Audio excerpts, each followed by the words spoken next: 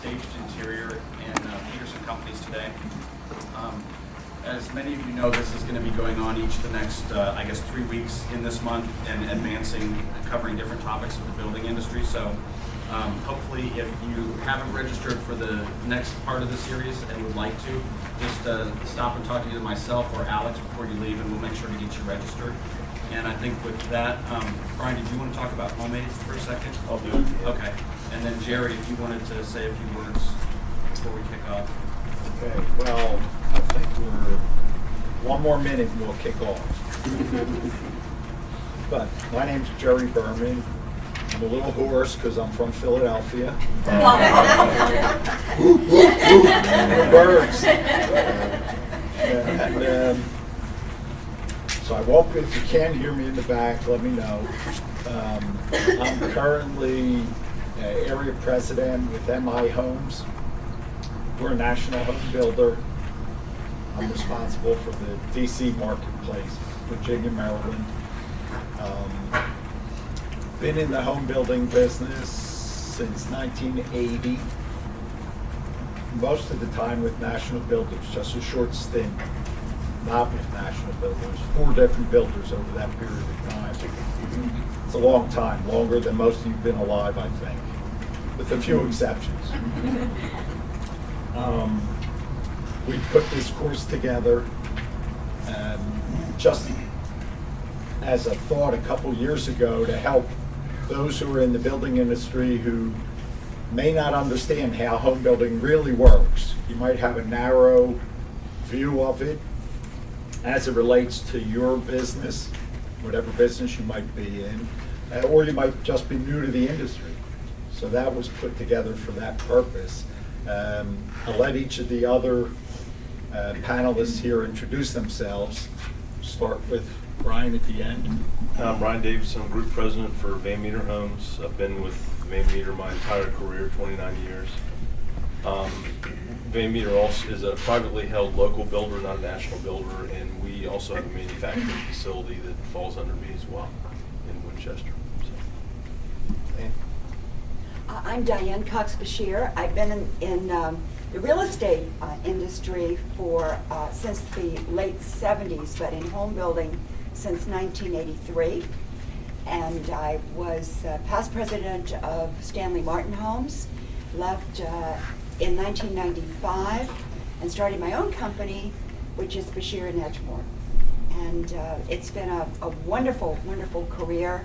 And I look forward to sharing with you some of the learning curves that you might experience as you move on through our industry.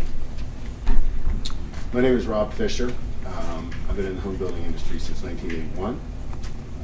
Started on the custom side, working for a small custom builder in Vienna, actually driving nails and then moving into his office. Worked with a small developer in Old Town Alexandria for about 10 years, doing some real high-end townhouses on the river, and then spent a number of years in national home building with NB Homes and Pulte Homes, most recently Pulte Homes. I left Pulte in 2009 as VP of Construction for Virginia, Maryland, Delaware, DC, and Richmond. Started Fisher Custom Homes in 2010. And build anywhere from 4 to maybe 10. I say 10 because I'm on track to do 10 this year. Haven't done that before, but so I do somewhere in that range each year. Primarily Vienna, McLean, some in Arlington, and any other local areas. All right, this is the first of 4 sessions, like John said. And we encourage you to come to all 4. I believe the next one, they're every Tuesday, same time, same place, right? Yeah. The next 2 are actually about land, which you'll hear as we discuss this. Land's probably it's the single most important piece of our business. A lot of important pieces, land's the biggest, most expensive, easiest to make mistakes. So we have 2 sessions on land. The first one is about land acquisition, that's next week, and the week after is land development. So we'll have some attorneys, engineers, types, speaking at those. Be a little different.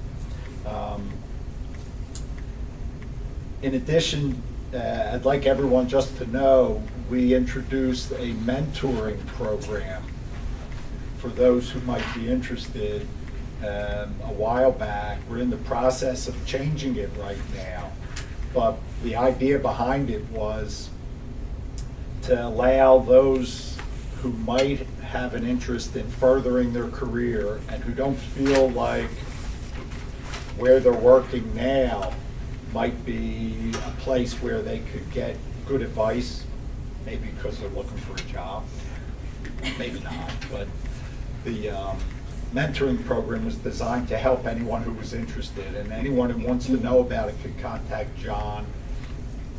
I don't know if you have the booklets. The booklets in the back, if you're interested. In the back of the room. And feel free to pick one up on the way out. My email address is in it, and I think it's on the handout as well. So just feel free to contact me, and I'll get you in touch with the appropriate person. All right, and before we get right into the stuff, let's take a poll through the room. Are there any people here who work for home builders? Show of hands. So a fair number. How about anyone who works for a civil engineer? Almost an equal number.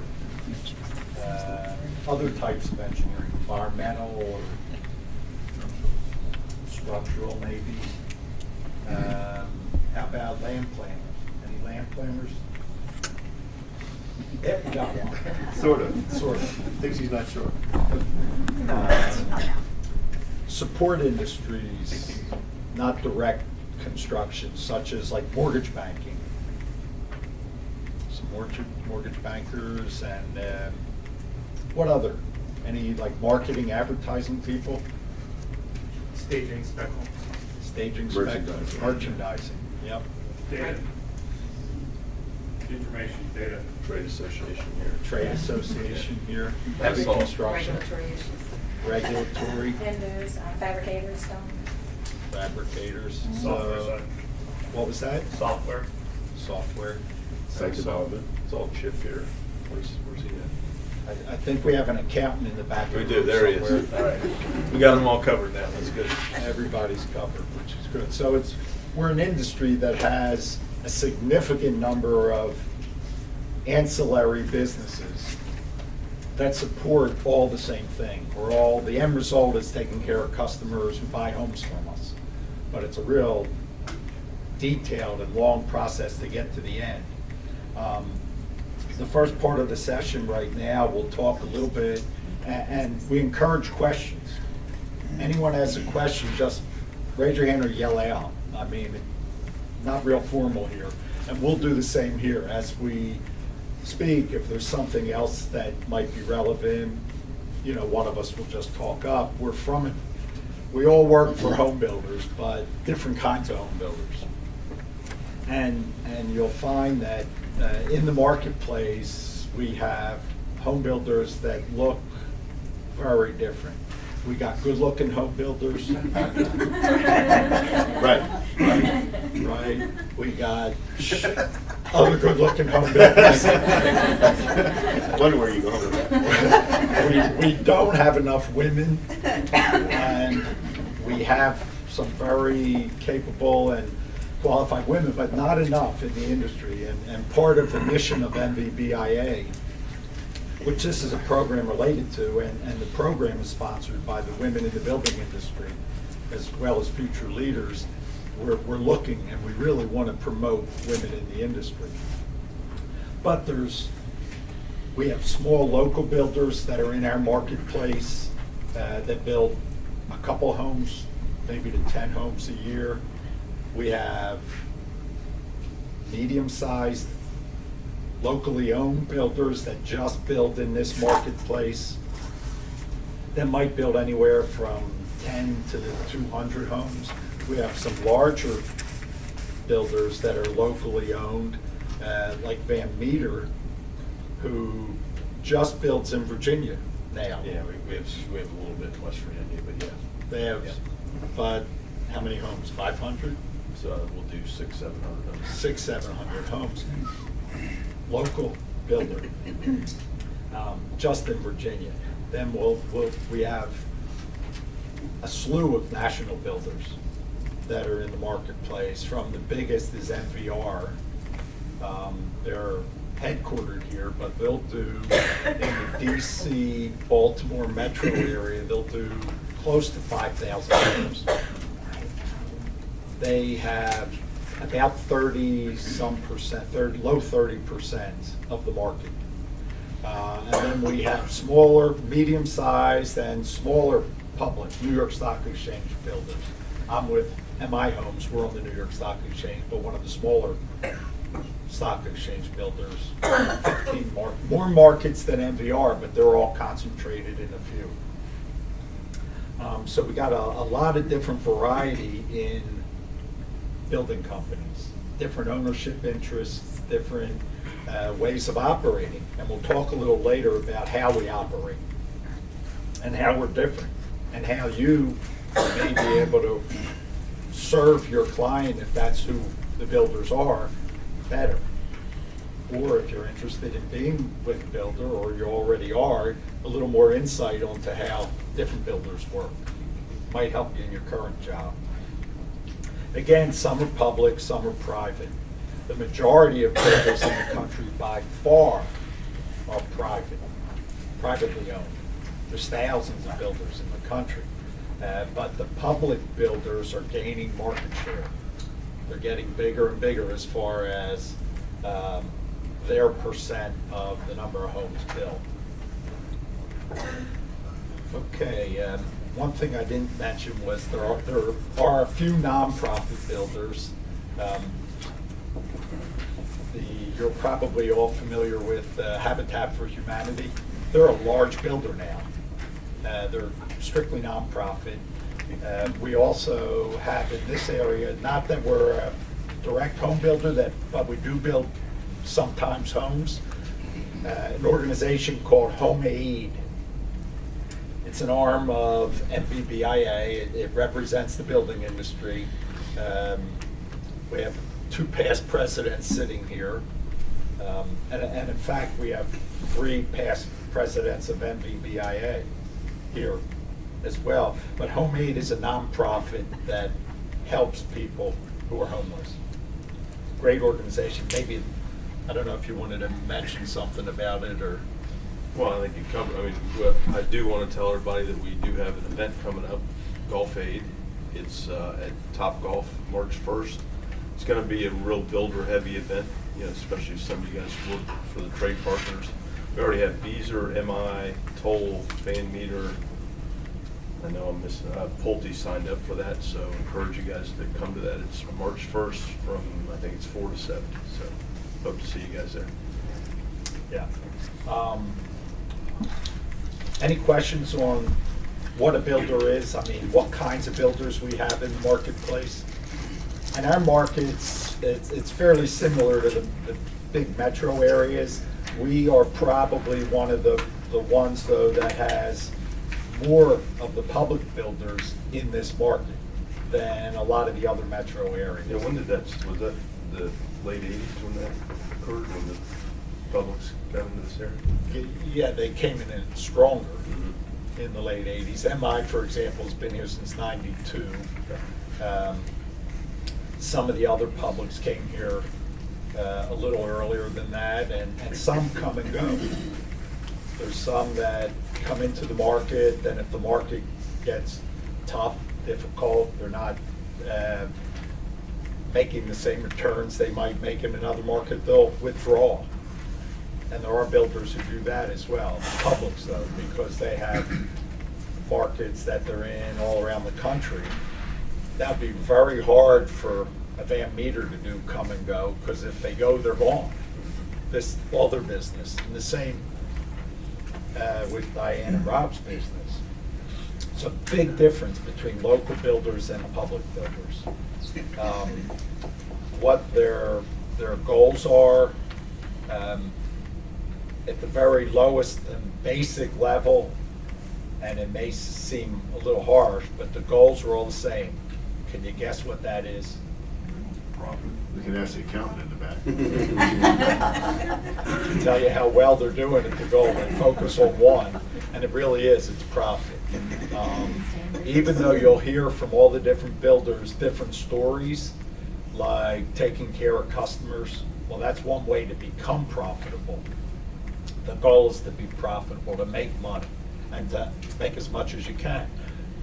Private builders and public builders, same goal, but they frequently have different metrics that they use to get to that bottom line. For example, private builders tend to be more interested in just profit. How we doing? How much money am I making? Public builders are all concerned about what Wall Street thinks, because their ownership are the stockholders. Plain and simple.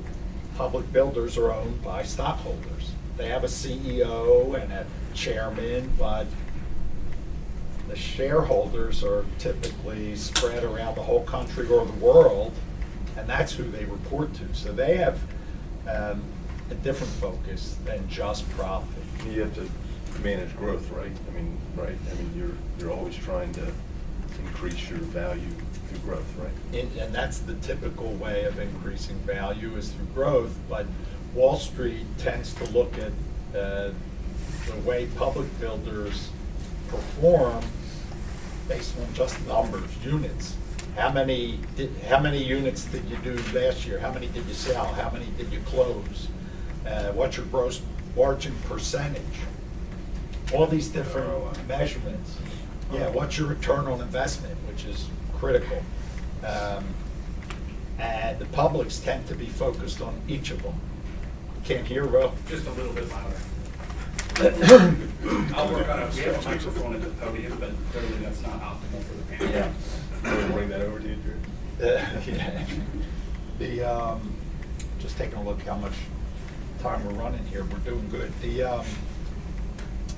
So when you're dealing with a builder, you should understand what's their primary objective. It's profit.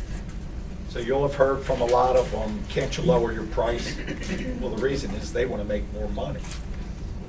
Just like what you do.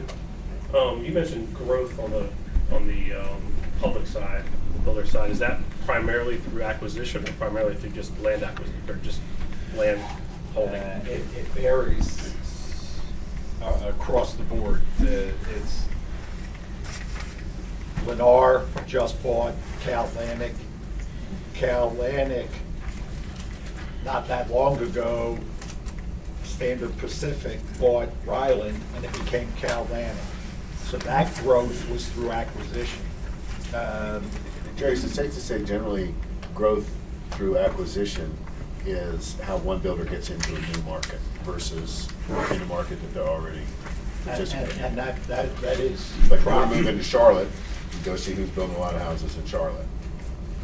And Stanley Martin's a good example of that. They just recently bought a company that's in Atlanta and Charleston, I think. Yeah, so they're growing through acquisition.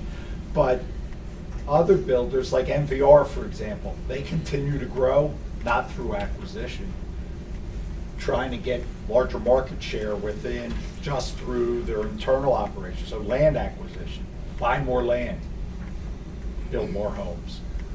Pretty simple. Buy more land, build more homes. Better buy the right land, or you won't build more homes, you'll lose money. So that's, but the same risk applies when you buy a company. Very difficult. And MI, as an example, we had bought a company in Texas, thought we had a really good deal, and it wound up, there was a lot of unknowns that we weren't able to uncover during our due diligence, and that it took us several years to get that company right so that they would grow. MI and some others have started up in a new market just with a single person. Go hire a guy who's going to run the market, tell him to go buy land, low investment up front, not a lot of risk, but it's slow growth. So it goes both ways. All right, the home building structure is fairly similar amongst companies, but there are some differences. Every one of the building companies is going to have someone at the top. National or public home builders are going to have a chairman of the board, but small privates also have a chairman of the board, because corporations are required to be a corporation to have a, they don't have to, but almost everyone has a chairman, has a CEO, has a president, and they're frequently the same person. MI, public builder, New York Stock Exchange, same person. It's the founder's son. Now he's 60-something right now, 64, 65. So we've been around a long time, but he takes those three roles. Rob, who's the chairman of your company besides your wife? That would just be me. That'd be you. That's right. In fact, all these roles. And there is, and like Van Meter Homes, how's that structured? Well, we have Al Van Meter Jr., Bo Van Meter, who's the chairman. Rick Rabel is CEO and president. He runs the day-to-day. And then there's divisions. Right. Or- Yeah, so I mean, we have an investment properties, which is apartment division. I have a counterpart there. We all report up to the CEO. We have mortgage company, title company, which we'll get into a little bit of that as well, but we have multiple divisions within Van Meter. And public builders will almost all have divisions that are geographically located. Van Meter has divisions, since they're all in a small geography, that are broken down by function, type of business that they're doing, ancillary business, maybe title or mortgage or manufacturing plant for trusses, or Rob and Diane have divisions themselves and their employees. Well, actually, we are just a textbook functional home builder. In other words, I'm the founder and president, but I have functions who report to me. In other words, someone who is a director of land acquisition, someone who's a director of financing, director of sales and marketing, and director of land development. So these are, your typical classic functional organization, which does not have multiple levels, but it has experts in each area. So, and different companies will have those same types of people doing that kind of work, but they may be structured differently. So for example, Pulte Homes will have a VP of sales and marketing who will have a marketing director working for that VP. We'll have a sales VP possibly or director. We'll have sales managers, and then we'll have salespeople. Same on the construction side. There'll be a VP of construction, then there might be 2 or 3 or 4 just in this marketplace.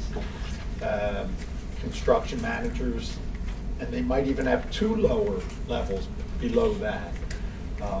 Some companies have the purchasing role underneath construction, others have it broken out. We have it broken out. It's a completely separate function. Same thing with sales and marketing. We have a VP of sales and a VP of marketing. I've done it both ways in my career, and that's what we've chosen to do.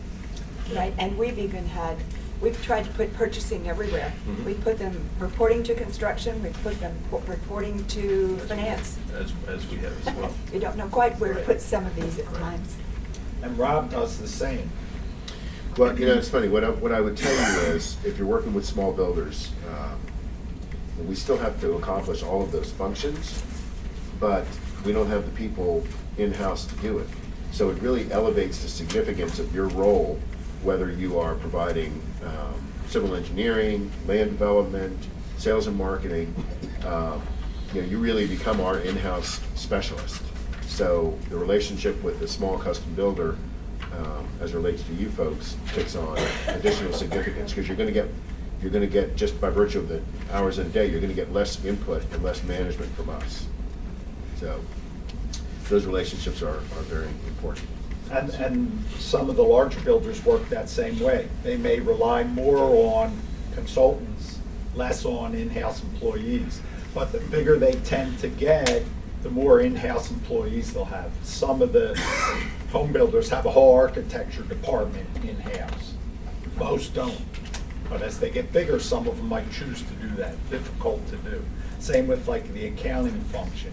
Some will have a whole accounting staff, some rely more heavily on outside accountants. So you gotta understand who you're working for and what expertise they have in-house to see how you best fit in or how you could service that organization. Customer care is something that we call customer care. Some places will call it warranty service, but it's really after someone moves in, how do you take care of your customer? That's one of the most important things to most of the home builders. Even though it doesn't get as much discussion, it's critically important. And the reason is because, one, you want to be a good citizen and do the right thing. And that I think everybody has a certain feeling for. But overriding that is profit. If you treat your customers right, you're going to get a good reputation in the marketplace. You're going to get referral sales. And sales are going to lead to making more money. And it may sound cold. I'll say that a few times. And it probably is. But if you really think through the whole process, why are people in business? They're in business to make money for the most part. There are some that do altruistic, like Homemade is an organization. But if you look at some of the nonprofits, they also have some profit motivation. Homemade is here because MVBIA felt they wanted to give back, but MVBIA also wants the jurisdiction that they deal in to know that they're good citizens. Why do they want them to know that? So that they treat them more fairly in a zoning case. And what's that result in? Making more money. Yeah, So- I think what you're really talking about is networking, which is, something that really we've encouraged at NVBIA and nationally throughout the years. The outreach, the community outreach. Yeah, very, very important. So builders are obviously a big part of the community. Yeah, I think on this, treating the customer right, if you look at what the cost to a builder, whether it's national or a small local builder like me, the cost associated with securing a buyer is substantial. In the national, one of the ways that the larger builders expand is by a greater breadth of product. So today we've got millennials living in multifamily, then they move into say a townhouse and then to a single family and then aging in place. So if you're one of these national builders that is building across a number of product lines and you secure a client and you take care of them, then when they move into their next stage of life and so forth, they're more likely, like I drive Fords, always have, right? And so I think if you take care of your customer when they buy their first multifamily home, you're going to have them all the way through aging in place. And then when they, when their kids go to buy, same concept. Sure, I'll help you buy that first house, but I want you to buy from MI or Fisher. MI. Right. In addition to the in-house employees, we have a slew of other people we rely on to accomplish our goals. Yeah, so, some of you folks are some of these, and we talked a little bit, and Rob talked about how some of these roles I'm gonna go over, I'll address what we have in-house versus, using third parties. But you have market research specialists, which we have in-house, so about 3 years ago, we hired a guy that really, and he's actually grown his department, but we're looking at analytics, we're looking at predicting sales. So if we have a certain number of traffic, or if we have somebody that comes back, we're able to better predict what our sales pipeline is. So, How do you do that?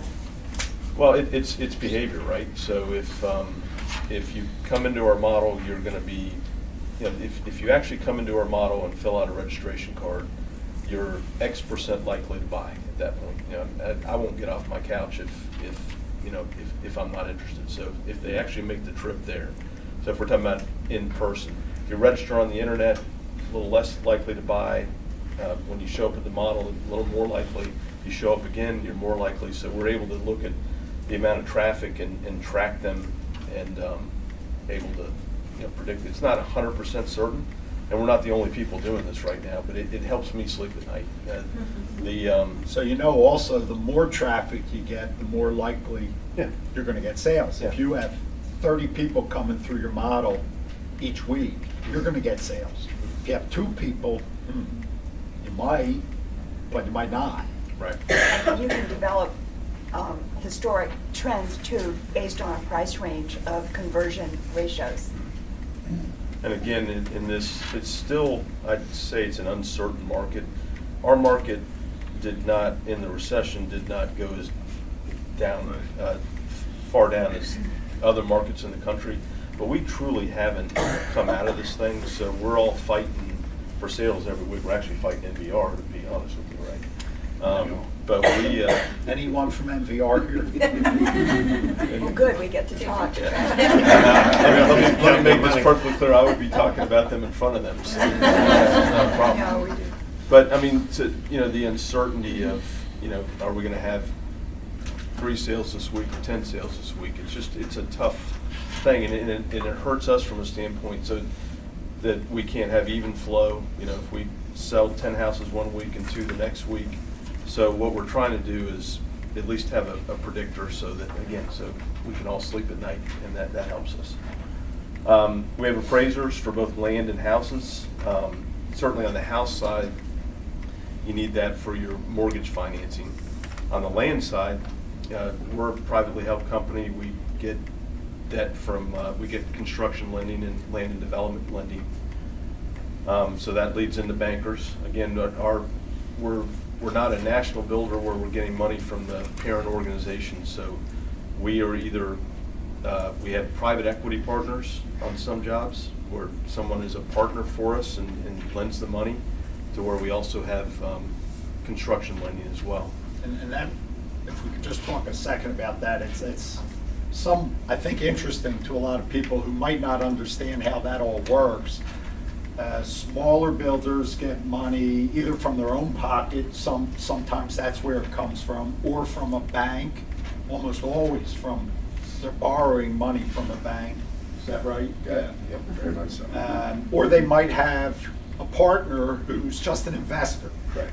That's very common. Or both, Yeah, or in both. many cases, right? Smaller builders. And that might work the same way for medium-sized builders, I think, all the way up to when you have a public builder.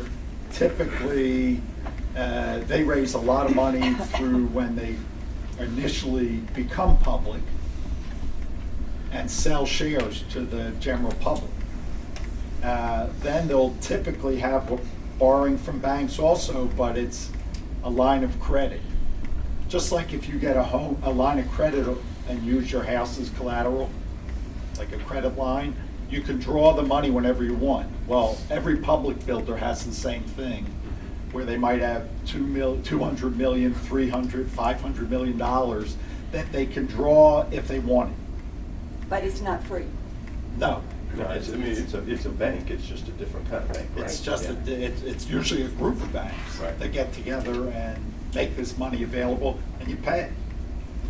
And then there's, the most common is bond issues, which is typically only done by public companies, where they'll sell to the public.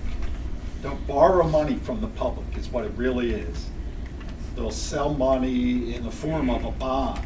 So there may be $300 million worth of bonds that pay 5 3/4% interest.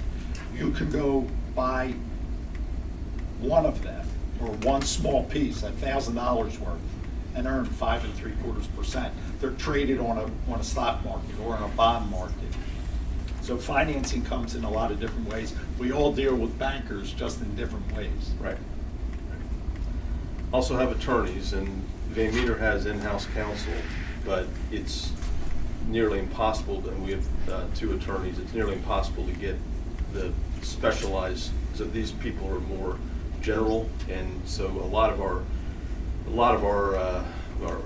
contract and those type of things are done in-house, but in general, they're just gonna, if we run into an issue that we need an attorney on, they're gonna help us find the specialist in that field to deal with, whether it's land use, zoning, whether it's an issue with a customer.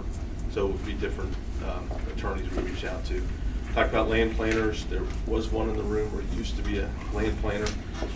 We have some of that expertise in-house, but generally we're doing third party on that, and that's basically laying out the subdivision and the lots and how it's going to flow. Engineer. What's it about land planning? Again, just a comparison of larger, our company is much bigger than Van Meter's. Locally, they're much bigger than us. We don't have land planners locally.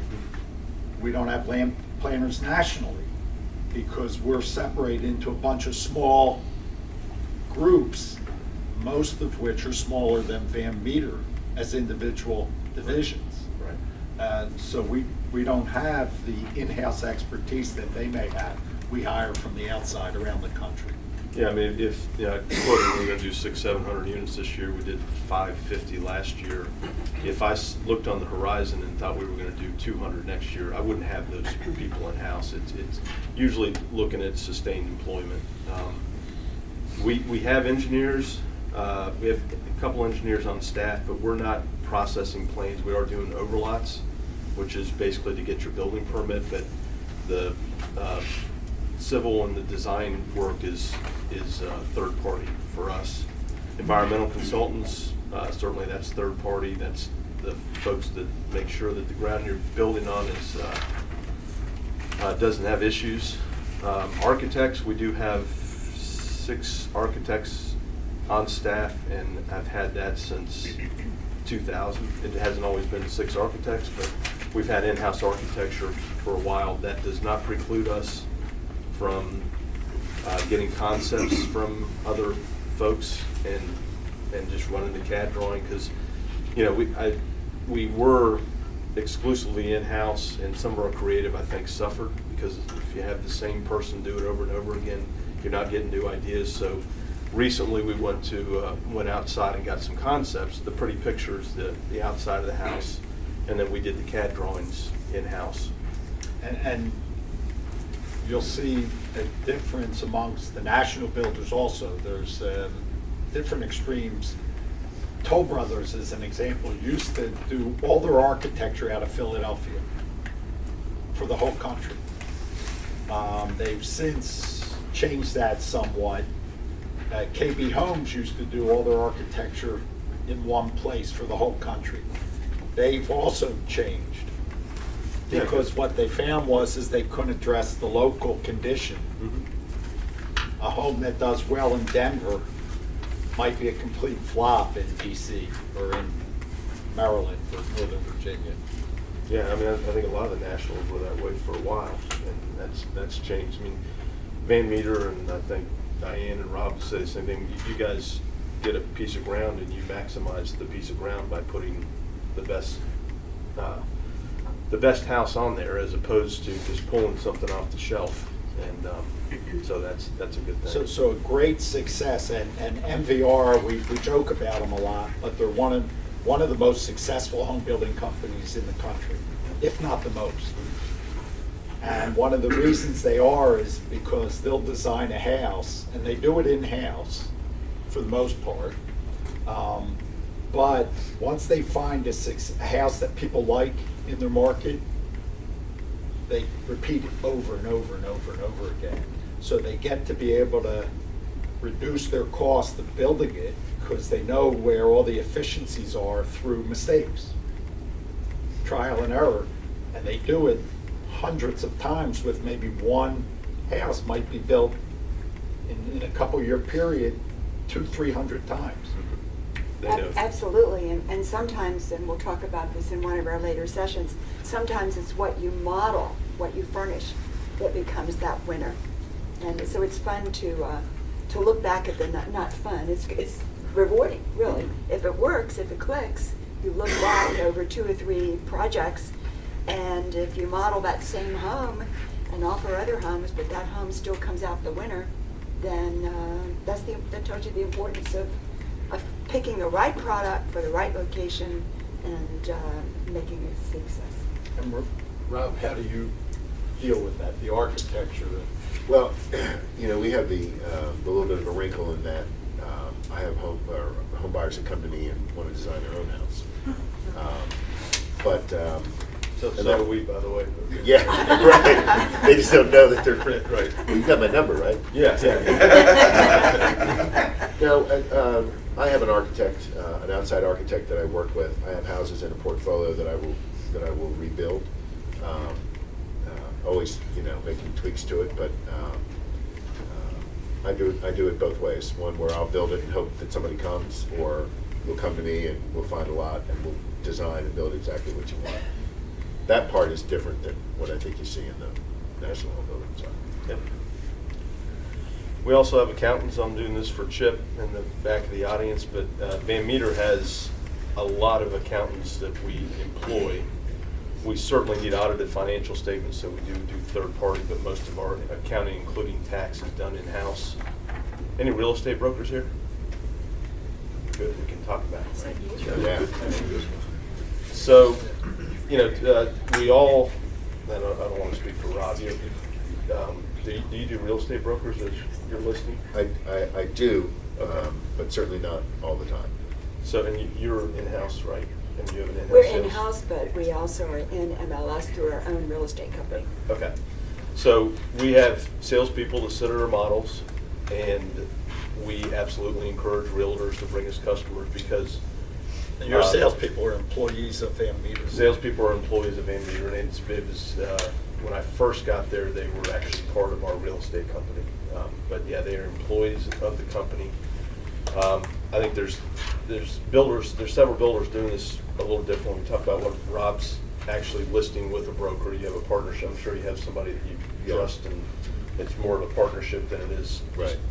And then you have third-party sales, which like Don Knutson does with McWilliams Ballard. It's a service. They offer the salesperson to sit in the model, and you pay for that as well. But the real estate brokers that we deal with are just the ones that are bringing us customers. So we're going to pay 3%, which is the selling fee on top of what we pay our sales manager. Our company right now, it's on the decline. At one point, we were close to 82% broker sales, which I don't want to denigrate brokers. That's certainly they bring us stuff, but that's a little high. I think 2/3 has been the norm. So when you think about that extra, We're about 70%. We're 68 right now, so it's been on the decline. So what that means is some homeowner, someone who's looking for a house, goes to a brokerage office, Long and Foster or whoever, and says, I want to buy a new home. And I want to go in this area. They bring the broker and the customer come into our office, so we have to pay that broker a fee, even though if it works the way we'd like it to, and the best way for it to work is if the broker comes in, registers their name, and then doesn't really have to see us ever again. We'll take care of it. Until closing. Until closing, they come for their check. But Yeah. we love brokers because they bring us business, but they don't have to do much. So you think, our average sales price is $600,000, so we're basically paying $18,000 for every single one of those broker sales. So I'm not here to tell you that we're trying to reduce our broker sales. We want to have all the sales that we have, but what we'd like to do is increase our non-broker sales.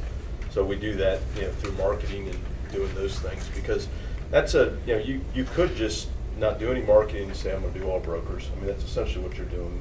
smaller scale, but, you know, you look at what we paid brokers last year was $8 to $10 million.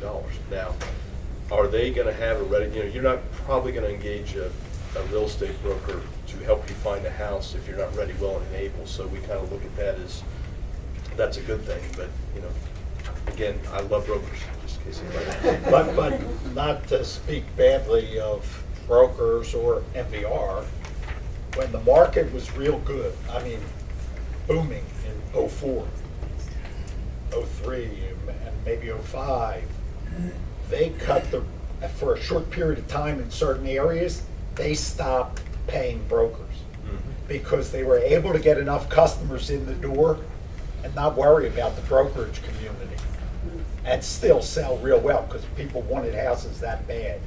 Then when the market started getting tougher and the brokers started kind of ignoring MVR, even though they're not supposed to do that, they're supposed to show their customers what's best for you as a customer. But they started paying brokers again. Recently, one or two of the builders have reduced the amount they're willing to pay brokers because they're getting enough business and they want to save that money. So it's a partner of ours, but it's a sensitive relationship. Right. It's interesting to hear you guys say that, because that really is identical to what I'm hearing from the small builder community, and that is, you know, my average sales price $1.5 to $2 million. So at 1.5, that's a $75,000 expense. So what I will do, I mean, that's a difference between a deal and a really good deal for me. So what you're seeing a lot of the small builders do, well, I don't know about a lot, but you know, we'll start by putting the house in Zillow ourselves, and that's where a lot of our buyers are looking. And once the house is, not turning it over to a broker until the house is complete, because it's just such a swing in our gross profit. And you're right. I mean, I love them when they bring us, you know, when they bring us buyers. But that's it. Once the buyer signs, they really don't want to talk through the agent. They want to talk directly to the builder. So that agent is kind of out of the picture until closing. But just think about striking your best deal, whatever you do for a living. Strike your best deal, and then take 5% off. Doesn't leave a lot. I mean, it's a huge number. Anyway. Yeah, and I think what Rob said, that literally they're there to sign the contract, or they're there when they sign the contract, and they really don't have to be involved to the extent that they want to be involved. Because you know, we're building a house, we're communicating with them, so it's a pretty good gig to get 3%. So that's kind of where we're coming from. Title insurance companies, we happen to have a title company in-house. I think, Jerry, you guys do as well. Diane does as well. You know, it's our preferred title company. Certainly, we're a partner in it. They offer the best rates, so we rarely have an issue. I think 99.5% of our customers are going through our title company to settle. It's also in our building. Mortgage companies, Van Metre actually owns 2 mortgage companies, one which is our preferred lender. Jerry, you guys have A any? mortgage company, Mortgage company. preferred lender. So, you know, that's just another way. And you look at MVR's business model, we talk about how they get market share. They get market share so they can feed their mortgage, their title company. Some of the divisions have a manufacturing plant, so they kind of look at it as those ancillary businesses which, you know, are feeding that. You know, they might not do as well on great on margin when they're doing that market share, but they're feeding these other businesses. Developers. So certainly, my company builds and develops, but we also buy from developers. We buy at Brambleton, we buy from Elm Street Development. So the money really is in developing it, but the risk is in developing the ground, putting the streets in, putting the sewers in. So we kind of hedge that. You do a little of both also, is that right? You do a little of both also? Both also. Yeah. So, you know, you won't make as much money on buying from a developer, but you also don't have the risk. So we have a little of both in-house. And then general contractors, we use them exclusively for development deals. There was a time that you could piecemeal that out and you could buy the pipe, and Van Meter's done that through the years, probably when we were a little smaller. But right now, the Hazels and the TDSs and the SW Rogers, they're general contractors, so you're gonna contract with them to do the development. They're gonna get a third party to put the pipe in, or they're gonna get a third party to put the paving in, and so that's how we handle that. Any questions?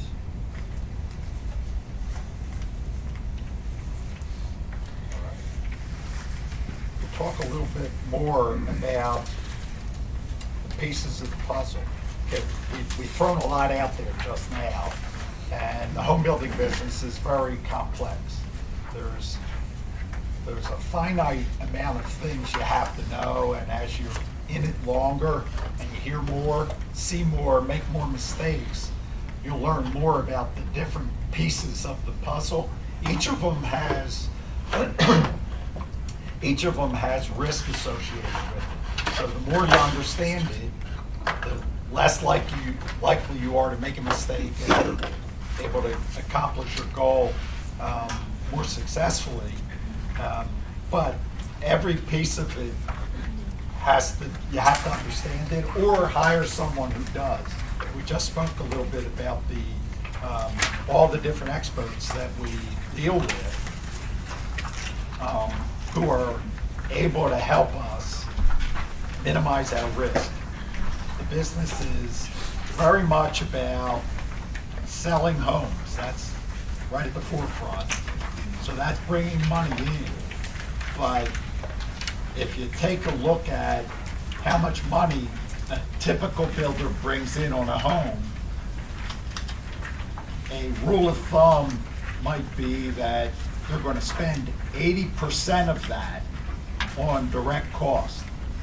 So they might have a 20% gross margin. That's before overhead. So the 80% that they spend is for land, for the material to build the house, the labor to build the house, permits, impact fees or proffers. Can you give an example of numbers? Yeah. House sells for, You got we're that? now ready to go. All right, we got one, there we go. But I just wanted to point that out, is that it's a high-risk business. You're dealing with big numbers, and mistakes could easily bring you from profit to loss on a single house that you're building, or on a land acquisition and subsequent construction. So all those pieces have to be dealt with individually, need a lot of experts, and how it's done, Diane will talk to us a little bit about that. She's been doing it for 3 or 4 years now. Kind of got the hang of it. I just handed out a sheet of paper that we'll go through in a minute, but which is a community life cycle, because what home building and developing, whether you're a developer or a home builder, and you can be both, as many of us are here, there is a life cycle of a community. And basically, we are opening and closing stores all the time. And how many stores we have open basically is how many communities we're building at that time, or how many subdivisions. I hate to use that word subdivision, but I am going to use it today because we're talking to the trade. The issue is, it's all about business, as we said. And you can get to the point where you can have pie in the sky. I mean, look at Amazon right now, for goodness sakes. They're in their own world. But the reality is that all businesses are competitive. And once you get to a certain percentage of planned profit, it's quite unlikely that you're going to exceed that profit, because there's going to be a competitor or an alternative for your purchasers. So if you take the ideal business situation, which an old professor taught me in business school, if you're lucky, you're very, very fortunate if you make 10% profit. Going beyond that, after all of your expenses, unless you've owned land forever and you have a zero cost, which really you shouldn't do anyway, you should value that land, you're really unlikely to exceed 10% profit. So how do you do that? If the sale of the house is 100%, that's your head one number, you have to back out of that, ideally, and I'm saying this is ideal, it's not what we do necessarily. Ideally, your land and your land development should be about 40%, 35 to 40% of that 100%. In the old days, it might have been as low as 25%, but the reality is, that's the reality today, 100%. Your sticks and bricks, your hard costs, including not just your house, but the extra tiles people put in, the extra hardwood, fancy appliances that people put in, should be somewhere in the range of 35 to 40%. Now that's the house. The house isn't 90% with the rest of the profit going to the builder. The house really, these days, is far less than 50% of your selling price. So plug in 35 to 40%. Your sales and marketing, which we've just been talking about, on average, is going to run about 5%, because you've got co-op brokers to pay, you've got your own staff to pay, you've got your model homes and your advertising to worry about. So if you can do it all for 5%, you've done a great job. Your finance costs. Well, as we learned yesterday and last week, the cost of financing is going to go up. But if you pencil in 5% and do better because your project turns, your project sells quickly, then you're really, really fortunate. Somebody I hope is adding up, because I did it really quickly here.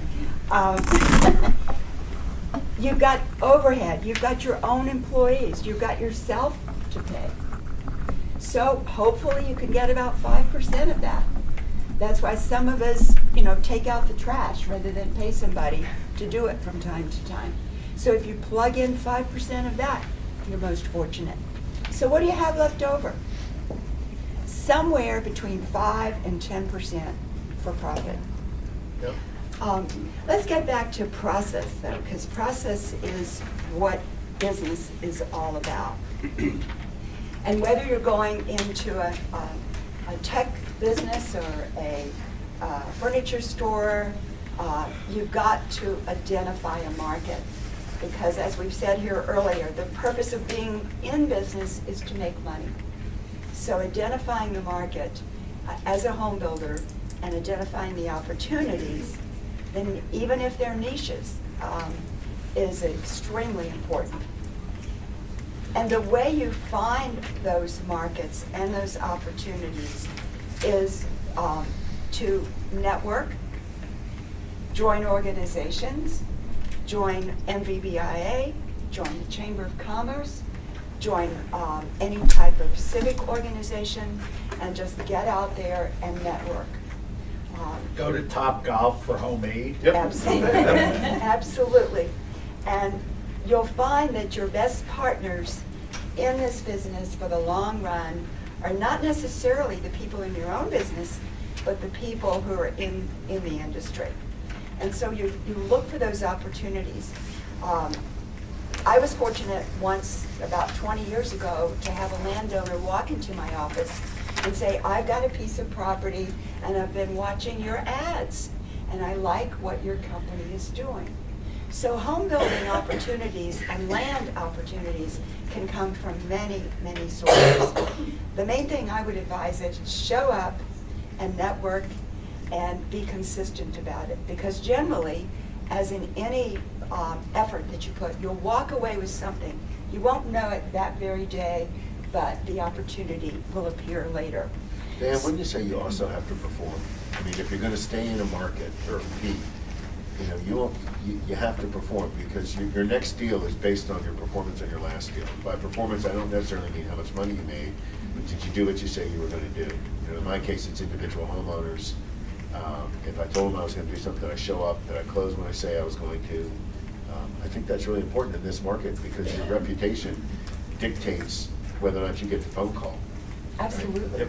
absolutely. So you have to identify a market. The market may be land, and going through that awful zoning process, because generally speaking, land is a better resource for you if you subdivide it and you create a community. And you, in order to have a community, you have to have a vision. So imagine a plot of land, 50 acres. What are you going to do with that? Where is it located? Is it best suited for single-family homes, or is it best suited for a major PLUD or PUD or planned community? It may be best suited as it is, and it may, we call that by right. In other words, if I have property near Fredericksburg in the Route 3 corridor, it may be better, since I'm way out in the country kind of, to just divide it into 2-acre lots, which is by right in that particular area. By right means what the zoning of it currently is. Yes. You don't have to go for permission or change anything. You could just go apply for your building permits, basically. Right, and you can go online in any of the county websites and look at the master plan, because there is a plan for each district. All of you probably have supervisors in your county, and you're in a certain district, like Lee District or Drainsville District in Fairfax, or other districts in Prince William. That's how Virginia really is organized. It's by, we have 100 counties, and then within those counties, depending on where the population lives, you're divided into districts. Each district has its own land plan, and that is updated generally every 5 to 10 years, in some cases more often. But if the land is priced well, and it looks as though you're best just to go with the by right zoning, then you're most fortunate in looking at that land. You may also have a once-in-a-lifetime opportunity to acquire a property, say, in the heart of, say, Falls Church, Fairfax City, in the heart of a McLean, and you want to make the best, highest use of that land, to have the land return to you the highest value for profitability. And that's when your experience and your experts will advise you on what's best to do there. Diane, So- how long does it take to rezone? I think that would be interesting. If rezoning were possible, it may not be possible. It's not in Fairfax, Prince William, and Loudoun. Right. Yeah. Up until 2 years ago, we went with the old method of zoning, which was to talk to the local supervisor, share with them our vision, what we want to do, meet with neighbors, go through literally 45 or 50 meetings with citizens at night, different groups. So that would take about 1.5 years for zoning. And then you're probably another 9 months to where you could actually put a shovel. Put a shovel. Yeah. You have about 9 months to up to a year working through the planning departments. And one thing we haven't mentioned this morning is in all the environmental aspects, because we have some engineers who are specialists who are here. You all want to raise your hand who are working in the environmental areas. So these are wetlands, these are special arborists, landscape architects. Stormwater management. Stormwater management. All of that now goes into the cost of driving up land development. It used to be that land development was maybe, the cost of land development was maybe, 10 to 12 to 13% of that 100%. Now it can be 18%. It's really crept up because of the environmental requirements. But in any event, during that zoning process, if you're going through that, you have to solve all of these issues. And zoning sounded simple. It's far from simple. And best case, if you get land that, let's say, is agriculturally zoned and you want to build a community there, if you can start work on that community, physical work with backhoes, and in 2 years, you're doing great. very often it takes 3, 4, 5, 10 years from the time you start because of different objections, different changes in the mood politically, different environmental laws, the change in the law with regards to impact fees, which Virginia's going through right now, extends the period, so a lot of risk. You put out all that money up front and you're not getting anything back for 10 years. And you pay the bank. So And the bank, or the mitigate bank that might. risk? What's You- that? you How do you can- mitigate that risk? Do you Don't buy usually go unzoned in land. with an option agreement and you Yeah. try to Yeah, do basically, everything and then once you get it, you move forward? we do a lot of deals where, yeah, we're buying it subject to zoning. We're certainly we might pay for the zoning cost, that becomes what our risk is. But if we don't get it zoned, we won't close on it until, 2.5 years down the road. So that's the best way to do it. I think we all agree with done deals like that. Yeah. But sometimes we're not that fortunate. So my company bought, one period of our growth was Broadlands, which is in Ashburn. It's about 3,800 units. We're at the tail end of it. Bought it in 1986. It was nothing. There was no toll road. There's a bunch of farmers, and it was bought for X amount per acre, and that risk was there. However, Al Van Meter, our founder, looked at it on a by right basis, and while it wasn't lucrative, he knew he wasn't going to bankrupt the company if he had to build it by right. Unfortunately, he didn't have to. By right was probably a third of those lots. So the money is absolutely in the ground, one way or the other, right? Yeah, and Absolutely. the highest amount of risk, and that's, Yeah. MVR has been the best, hands down, in the home building business at limiting their risk on land acquisition. And their model was, they would never buy land that wasn't already zoned and developed by someone else. So the least amount of risk you can have is if you buy in a community that some other developer took all the risk to get the approvals, put the streets in, and then just sells you the lot as a builder. That's their general model.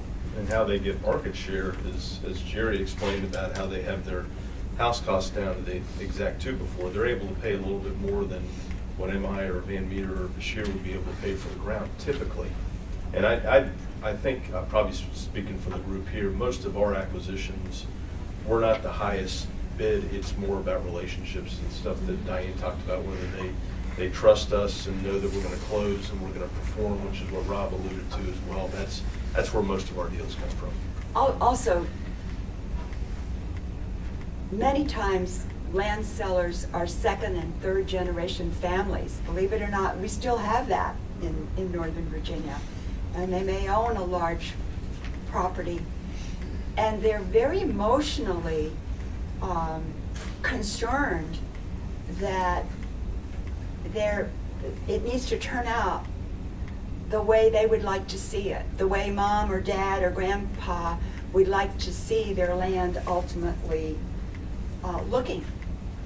And that's important, and those of us who are developers and work with land planning and have a reputation in the past of doing something well, have a nice chance to be able to work with those families and also to gain their patience so that we don't close until after zoning. And we have some flexibility that we write in the contract. I think there was another question back here. No? Yeah. I have one on impact fees, 30 to 40% on land and land development costs. What share is impact fee only? And is that a rising cost? 18 to 20%? I think it's, no, I think it's more in Virginia, maybe has added another 5-6%, which is why our land development, physical, hard, turning the dirt costs now are higher than they used to be.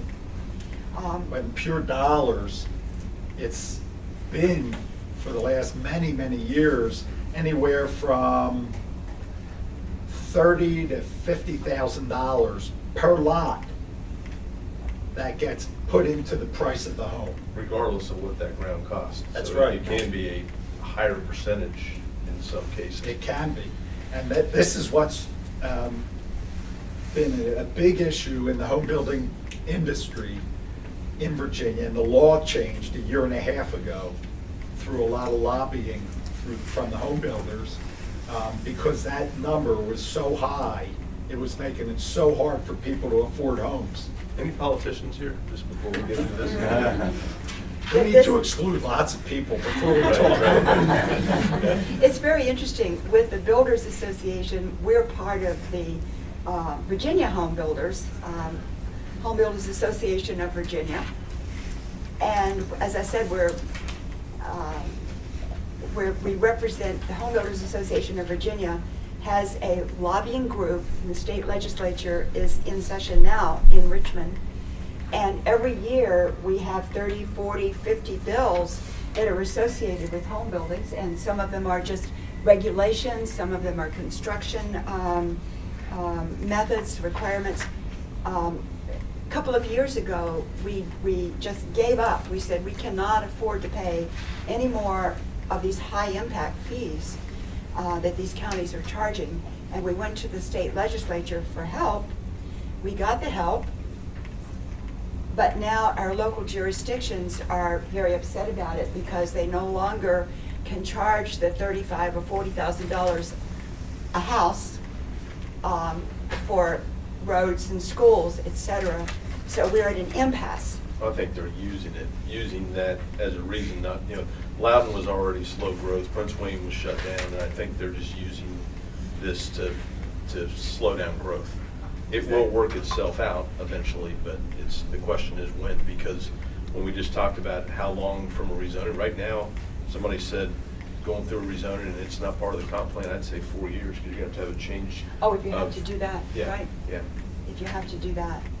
But each year, we have our issues, and over the years, the builders have come out very, very well, because after all, we represent where people live, and they want to be proud of their communities, and we generally have been able to work out our issues. And we really have supported the growth in Fairfax County since World War II. Home builders weren't organized. I just want to say a moment here. Home builders really weren't organized nationally until 1942. So relatively speaking, you're part of a fairly young organization belonging to a home builders association. Prior to 1942, home builders were all local, and they were not public builders. There was no such thing as a public builder.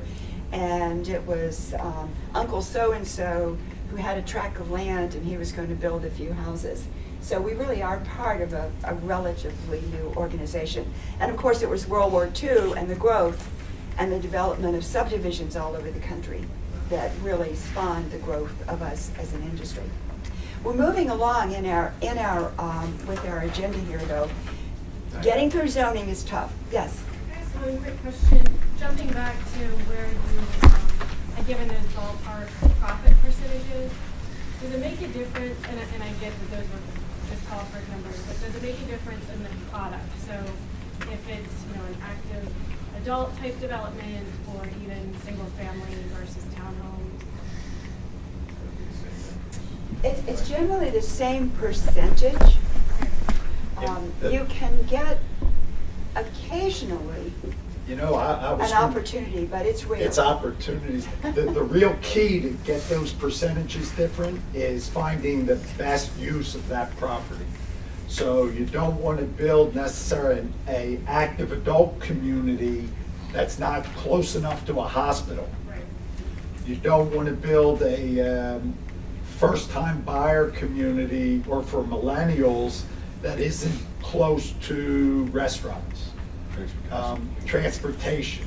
So the percentages can change, and home builders occasionally hit grand slam home runs. Oh, look at what Miller Smith's doing at One Loudon. One Loudon And since Stanley Martin, I mean, the numbers they're getting, clearly their percentages are down, because they're getting 10%, maybe 20% higher than the market. and one loud, it's phenomenal. But it comes all the way back, the basic cost isn't that much different. It's how much could you sell it for? Did you pick the right use? Did you get the right architecture? Did you do the right land plan?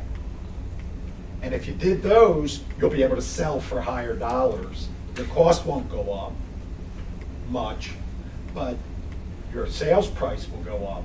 You could get, I'll give you an example. We sell almost the same house in Anne Arundel County, in Glen Berman, not far from Baltimore, for $350,000 as we sell in Crown Farm in Gaithersburg, Maryland, for $700,000. It's product positioning. Almost the same. Now, the land Market was positioning. much more, it was almost triple the amount, but there's a much bigger profit because it was perfectly planned for the Gaithersburg job. Not nearly as much competition as the one in Glen Burnie. So those are early decisions. That's all about the land and architecture, but the planning. Right. And they go hand in hand. By the time you finish zoning, just going through the process here, and I did hand out just one sheet of paper that really talks about the community life cycle. So you start, of course, with identifying the land acquisition. You do a great job of land planning, which is what we've been talking about. That is, what's the highest and best use for product or type of home and numbers of homes. Then you have your, after zoning, you have your land development, which is the, beyond entitlements, this is moving the dirt. And then you have your product development, product planning, and community marketing. So it's really a life cycle of getting a community going. And then my favorite part of it is the sales, and that's the rewarding time when things really are going. You've got the perfect product developed, and we're talking about Loudon One or a situation where you've got all your community services nearby, good schools. That's when you're going to have a great success. So marketing and sales, then you have your actual building itself. I mean, we speak of ourselves as home builders, but we work so hard just to get to the point where we're building that house. How much would you say of the profit is in the development versus the home building? Do you think it's 75-25? I mean, And that's a great question, I think, because in the past, there used to be, if you bought the land, brought it through zoning, did all the development work, putting in the storm sewer and the water and sanitary and built and streets, and did all that yourself, at the end of the day, when you built your home, and let's say your profit was $100,000 on that expensive home, 60,000 of that might have had to do with the great job you did on the land, and 40,000 might have been just from the home itself. so we could take our lots right now and make 60% of our, I mean, it's not, we're a home builder, we want to do these things, but the money really is in the ground. And it bites both ways. We bought lots in 2005, 2006 that didn't come to the market until 2009, and it was the inverse of that. But that's where the money is. And that's where the risk is, as you Yep. said. I'll give you an example of that. Lennar, public information, I'm not telling stories out of school. They wrote off in their financial statements $120 million expense for a bad land deal they did in Maryland.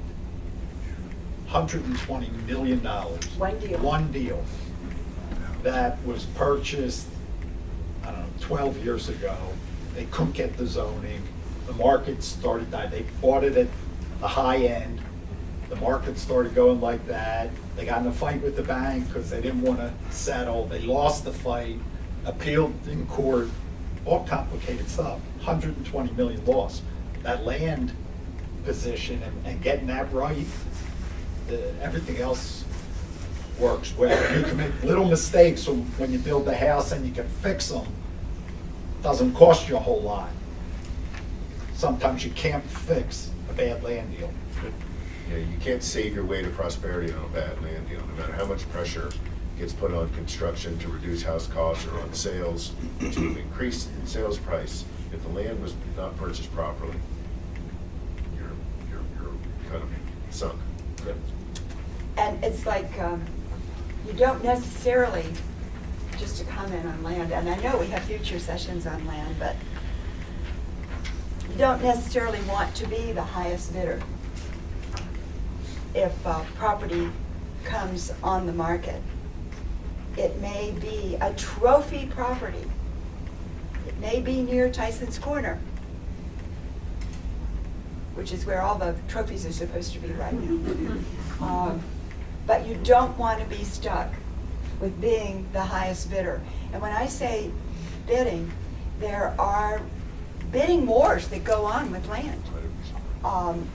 When a premier property comes up, it's usually listed or frequently listed, not that farmer that walks into your office and says, I want to sell my land. It's usually offered through a broker, so it is really marketed. They're marketing to us to see if they can get a higher and higher price for that land. I once went to a land auction, I just want to share this with you, when I was executive vice president of a local building company, and my new responsibility was land acquisition. And I had just been moved into an executive VP position. I had come out of a vice president of sales and marketing position. So I was invited to a land auction at an estate attorney's office in Fairfax City. And it was me and 15 other home building companies. And that attorney, who's very, very good, the firm is still in business, and that attorney started the bidding process around the table with 15 home builders. And it unfortunately was verbal, so we didn't get to do this quietly. And I had never been to one of these auctions before, and I was brand new in my position. How do you think I fared? I knew what you felt like. You were scared to death.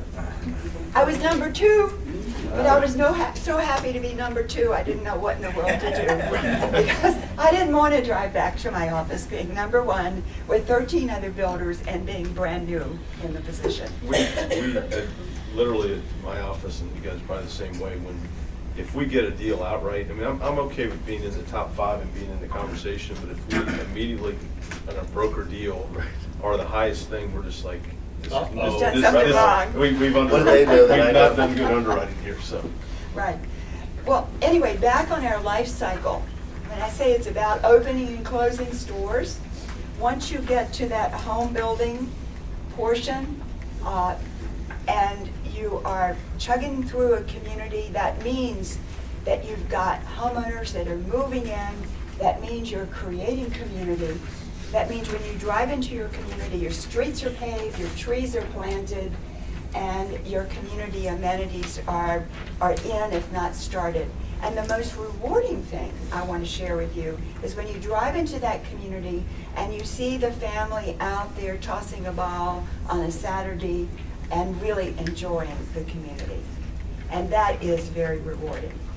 So you're getting close to the end of that life cycle though. You see, you're over here next to the last little box. And I'm sorry, Rob, I handed That's them all right. out I here. got it. And Jerry. And then we get into that serious issue where we are warranting, we're looking for future customers, and we're doing a fine job of our warranty service, our customer care for our communities. So this is the life cycle. And the players that are part of this life cycle come and go in importance, but they're really, those team members are always there. Those team members are your construction group, your finance group, your subcontractors, and your engineers, and your consultants, your attorneys. But this is what it's all about. Whether we have one community open, which may be as small as just a few houses, or whether we have 1,000 units that we're going to be there for 20 years. It's all the same. It is a process, and a very rewarding one, I might say at Yeah, that. and maybe before we wrap up, and if there's questions, we'll certainly take them. Diane said something that really struck home with me. One of the most rewarding things, we talk about profit, because you don't stay in business if you're not making profit. You don't keep your job if you're not creating value some way.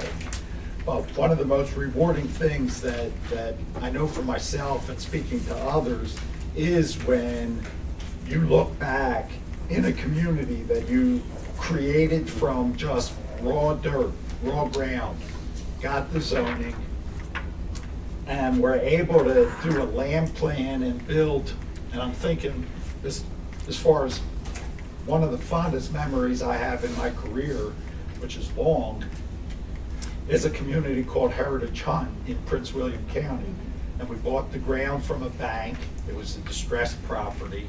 We were scared to death because it was way out in the middle of nowhere, which now is not the middle of nowhere. We did a land plan. We went through the zoning process, and we built 1,800 homes. And it's a thriving community now. And I get more pleasure going back through that community, having been part of it from start to finish, than any other career thing that I've done. But it works the same way when you, and I know some of the people that live there, and I'm still friendly with them. They don't throw rocks or anything, which is a good thing. And in fact, I live in a community we built. I built the home in. So do I. And that, the money's all important, and you don't stay in business without the money, and you don't keep your job unless you're creating value. But that non-tangible part of our business is the best part of it, really. The best part of it, what we're able to do for people. And that's why many of us went to school, had no idea what we were Yep. going to do. Exactly. And may have done one or two things before, but landed in home building and Stay stuck. and stay there And because of that. It is a tough business. I mean, I think we had a big 17-year run up, but I mean, every 7 years you can almost predict there was going to be a recession. So you make good money in the good times and you save it up in the bad times. So it's a cyclical business. Again, I think we're on another run as well right now, but we're all just wondering when it's going to hit.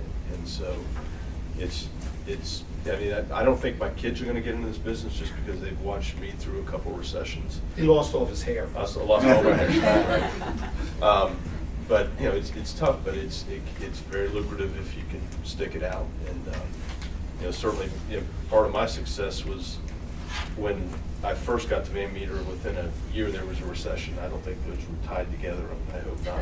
I don't know. But they got rid of all the people they were paying a lot of money to, and I got to learn the rest of the business. So it worked out well for me. This last recession, I actually had family, and it was a tough thing. But I encourage you guys to realize when it's good and make hay while the sun shines, because it's not going to be shining too long. So Questions? on that note, Let's go see what the stock market's doing. Yeah, that's not very well. A question for Diane. You mentioned trophy space in Tysons. We all know what's happening in Tysons right now. It looks like the county's going to start, Fairfax County's going to start pushing the redevelopment of the Route 1 corridor. What are your thoughts of that area? Obviously, you guys are looking to try to get good deals on property at an early time. So what do you think of the Route 1 corridor? Definitely needs to be redeveloped. Route 1 has its physical problems, and it's known as marine clay. And it is very expensive if you hit marine clay. And it's not Route 1, it's that band east of 95, basically, where you start running into two things. You run into, and not necessarily Route 1, but off Route 1, you run into steep slopes and you run into marine clay. And it does, I would say, if any of us were looking at property there, we would examine that very, very carefully, because there are ways to build on marine clay with big spread footers, with going deeper and deeper, hauling. I once had a project to haul the marine clay, believe it or not, to the Potomac River, where they built the new bridge at 95. And so that was $500,000 worth of marine clay that helped build that bridge. Did you ever look at that and say, I created that? But it's for pure land planning, it's just a great opportunity. But all of the big guys are all over that as well. So, I mean, probably 10 years ago, EYA had a great niche, and then, you know, Toll's doing it, NVR's doing it. They're all over. Pulte's doing the inside the Beltway stuff, the revitalization. So we're in the same boat. You know, if we're the high bidder, we're a little concerned. So. Other questions? Yes. Are you guys at all concerned with the builder developer land opportunity with these increasing data centers and data center rezoning and taking up what otherwise would have been, you know, residential properties, or is that, or is what they're eating up not valuable land? Where they're creating those things, the board is not willing to, you know, create those as rezonings. And quite frankly, that's providing a tax base for the county that they otherwise would be getting from us. So it's gonna come to a halt here pretty soon, but it's a concern. That's one of the reasons why in Loudon, where all these data centers are going up, is they're still getting that tax base from the data centers, and they haven't yet. I mean, when these rezonings stop, which they have, they're going to miss out on a lot of tax base, and so they're gonna have to do something, but it's kind of stalling that, certainly. And there's a concern, do people want to live right next door to it? Well, it's created. Big electric. It's created power lines that were not planned for Loudoun County. And you look at the employment at a data center, it's not a huge amount of jobs. So I don't quite understand it, you know, why we're plugging in and putting power lines near where we build, and it doesn't make a lot of sense. But yeah, that is a concern. Good question. Other questions? One of the things that you read about is that millennials are not going to buy houses, and I'm being really generalizing. What is your market research showing about trends as they age? Well, I think they're here. We're starting to see the millennials, you know, age and you know, families. Right, with families. So you are seeing that nationally as well as locally.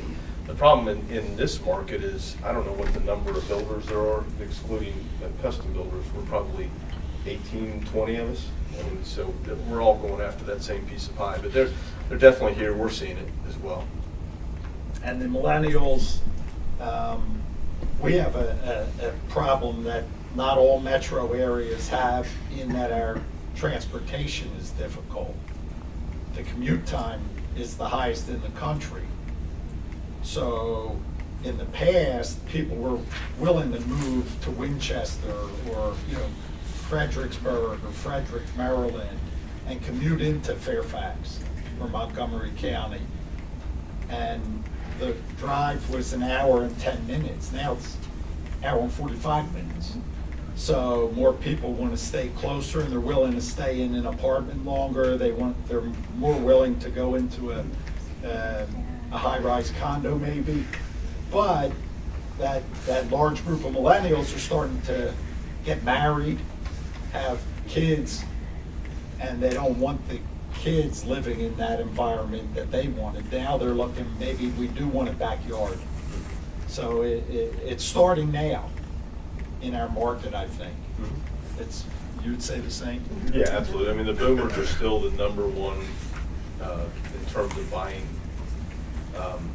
demographic, and they have been my entire career. I imagine all your all's entire career, right? Pretty much. So, but the millennials are increasing in nationally the numbers are up. I think they're double what they were last year, or 2017 was double what 2016 was. But those millennials have driven, you know, the builders to pursue that market. Down at Nat Stadium, you know, there's high-rise buildings that are part of Toll Brothers. Yep. NV has a whole division that does, 6, 7, 8-story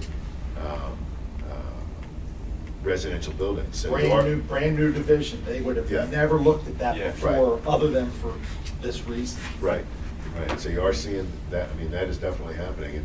And the millennials are very happy to live without, they're not as married to their cars as the rest of us were. We don't, they're fine not getting in a car all weekend.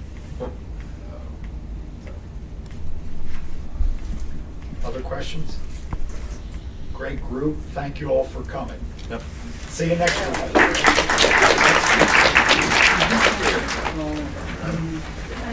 Well done, Pam.